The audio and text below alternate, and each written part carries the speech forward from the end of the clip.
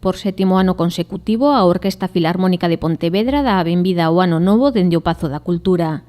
Volverá a facelo acompañado do Ballet Norte. En esta ocasión subirá tamén ao escenario a Banda de Gaitas de Forcarei.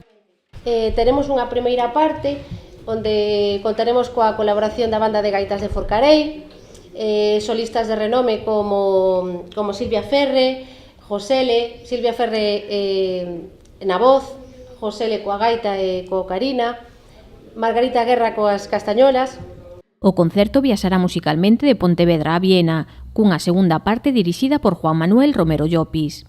Tenemos como director convidado a Juan Miguel Romero Llopis, un director de renome, foi director da Banda Municipal de Santiago, da Banda Municipal de Mallorca, de Palma de Mallorca, director técnico da Banda Municipal de Barcelona, e, bueno, para nós isto é unha oportunidade única, o noso top de toda a programación anual.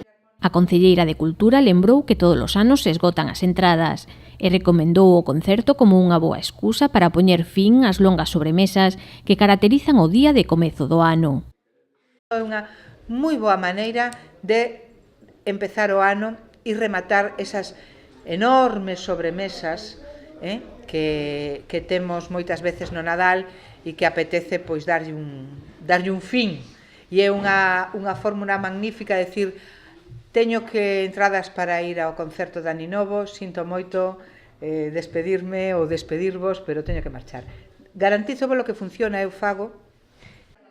Como noutras ocasións, haberá interacción cos asistentes e varias sorpresas.